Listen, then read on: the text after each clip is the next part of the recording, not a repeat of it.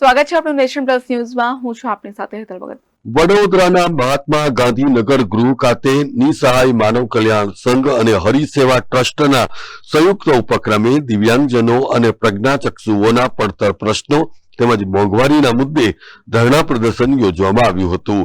નિસહાય માનવ કલ્યાણ સંઘ અને હરિસેવા ટ્રસ્ટના સંયુક્ત ઉપક્રમે ગાંધીનગર ગૃહ ખાતે દિવ્યાંગજનો અને પ્રજ્ઞાચક્ષુઓ દ્વારા ધરણા પ્રદર્શન યોજાયું હતું।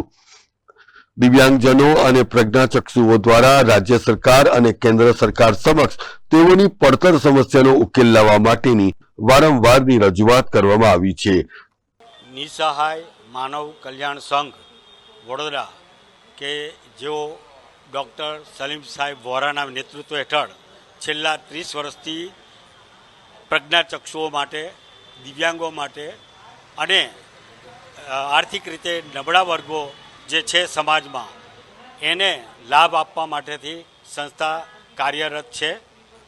હવે આજે અમે આ મોંઘવારીના મુદ્દા માટે પછી જે પ્રજ્ઞાચક્ષુઓને પેન્શન મળે છે એમાં વધારો કરવા માટે, ભ્રષ્ટાચાર નાબૂદ થાય દેશમાં અને એ નાબૂદ થાય તો અમને એ કંઈક લાભ મળે એના માટે અને આ વિવિધ જાતના પ્રશ્નો જે પ્રજ્ઞાચક્ષુઓના છે આ મોંઘવારીમાં એને સરકાર સુધી પહોંચાડવા માટે અમે આ પ્રયત્ન કરી રહ્યા છીએ। આજે અમે 11 થી 3 વાગ્યા સુધી જે ધરણાનો કાર્યક્રમ રાખેલો છે એ અમે સફળતાપૂર્વક અમે કરીશું અને આના દ્વારા કે જે અત્યારે મોંઘવારી છે, જે પેટ્રોલ, ડીઝલ, દવા દરેક વસ્તુના જે ભાવ કૂદકે ને ભૂસકે વધતા જાય છે, સિલિન્ડરનો ભાવ 1000 રૂપિયા થાય, ગૃહિણીને તકલીફ પડે તો પ્રજ્ઞાચક્ષુઓ ક્યાં જાય? દિવ્યાંગોને કોઈ પણ જાતનું એમને રોજગારીનું સાધન મળતું નથી। પહેલાં તો પ્રજ્ઞાચક્ષુઓને સરકારની જે ખુરશીઓ હતા એની નીટિંગ કરી અને રોજગારી મળતી હતી, પણ હવે તો એ ખુરશીઓ પણ નથી, જેથી નીટિંગનો કાર્યક્રમ બી અમારે મોકૂફ રાખવો પડેલો છે। કોઈને રોજગારી મળતી નથી। એટલે સરકારને અમે એ વિનંતી કરવા માગીએ છીએ કે આવા જે પ્રજ્ઞાચક્ષુ છે, દિવ્યાંગ છે, આર્થિક રીતે નબળા છે અને મોંઘવારી ઓછી કરે તો એ લોકોનું જીવન સારી રીતે વ્યતીત થાય। વડીલો જે પૂર્વજો આપણા જે જીવી ગયા સમાજમાં એ કેટલા સરસ જીવી ગયા એમને પૂછીએ આપણે તો ફક્ત એ એવું કહેતા હતા કે અમારે 5 ભાઈઓ છે અને 4 બહેનો છે, 9 અને પોતે 2 એમ કરીને કોઈ પણ જાતનું રોજગારીનું સાધન હતું નહીં। સીમિત આવકમાં સરસ રીતે સુખમય અને શાંતિથી જીવતા હતા। પણ અત્યારે જેમ જેમ ડિજિટલ જમાનામાં આ એમને જે પડે છે મુશ્કેલીઓ એની રજૂઆત અમે ગાંધીનગર અને દિલ્હી સુધી પહોંચાડવા માગીએ છીએ અને એ જો પહોંચશે તો કદાચ એમની આંખો ખુલશે।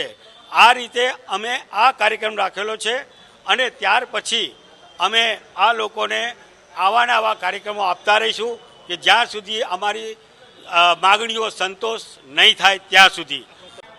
આજે જે ઘણા લાંબા સમયથી અંધજનોના પ્રશ્નો છે એનું નિરાકરણ આવતું નથી, એટલે મહાત્મા ગાંધીનગર ખાતે અમે ધરણા કરવા બેઠા છે। મુખ્ય મુદ્દાઓમાં જે એસટીમાં પાસ આપે છે એમાં ખરેખર 4 વસ્તુ રાખવી જોઈએ। 1 રેશન કાર્ડ, બીજું આધાર કાર્ડ, ત્રીજું દિવ્યાંગનું સર્ટિફિકેટ અને ચોથું ફોટા। પણ આ ઘણી વસ્તુ માંગ કરીને પાસ આપતા નથી। બીજું કે આખા દેશમાં પેન્શન નીતિ એક જ રાખવી જોઈએ। અંધજનો જે મળે છે દિલ્હીમાં 3000 છે, પશ્ચિમ બંગાળમાં 5000 છે અને અહીં 1000। પછી ત્રીજો મુદ્દો એ કે સંગીતની પોસ્ટો આજથી 15 વર્ષ પહેલાં સંગીત શિક્ષકો 26 હતા સેવા સદનમાં અને જિલ્લા પંચાયતમાં પણ 40 શિક્ષકો હતા। અત્યારે એક પણ અંધ શિક્ષક નથી, એટલે એ ભરતી કરવી જોઈએ। અને 5મું અગત્યનું શું છે કે જે રેશન કાર્ડમાં અનાજ આપે છે એટલે પતિ પત્ની અંધ હોય તો એ જીવજંતુવાળા ખાઈ કેવી રીતે શકે, વીણી કેવી રીતે શકે? એટલે આ ભ્રષ્ટાચાર ખરેખર દૂર કરવા જોઈએ। અને એક મહત્ત્વનો મુદ્દો કે નર્મદા ભવન, કુબેર ભવન કે ગમે ત્યાં હોય ને એજન્ટો એટલા બધા ફરે છે કે અધિકારીઓ સુધી પહોંચવા નથી દેતા, પૈસા લઈને જ કામ કરે છે। આ એજન્ટ દ્વારા દૂર કરવી જોઈએ. કારણ કે એજન્ટ પ્રથા છે એટલે આ સરકારી અધિકારીઓનું કમિશન નીકળે છે, એટલે આ કમિશન પદ્ધતિ દૂર કરવી જોઈએ. અને જે મોદી સાહેબ કહે છે હું ખાતો નથી, ખાવા દેતો નથી, ઓનલાઈન પર બધું થાય છે, પણ આ ઓફલાઈન પર ખાય છે ને ઓનલાઈન પર ખાય છે આ લોકો, એ ખરેખર બંધ કરવું જોઈએ. આભાર. કેમેરામેન નવનીત પરમાર સાથે Satyam Nevaskar, Nation Plus News, Vadodara. સમાચારોના સતત અપડેટ મેળવવા માટે અમારી નેશન પ્લસ ન્યૂઝની યુટ્યુબ ચેનલને સબસ્ક્રાઇબ કરો, બેલ આઇકન દબાવો અને જોડાયેલા રહો ફેસબુક, ઇન્સ્ટાગ્રામ અને ટ્વિટર પર.